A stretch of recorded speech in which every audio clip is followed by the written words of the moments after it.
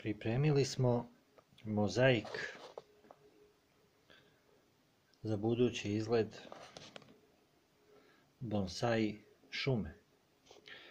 Tu imamo priliku da vidimo sjajne stene od gorskog kristala, kvarca, čak u jednom vidimo i nekoliko minerala koji su jako lepi.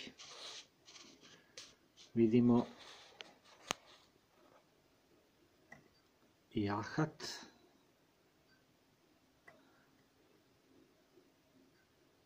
i to su sve prirodni minerali.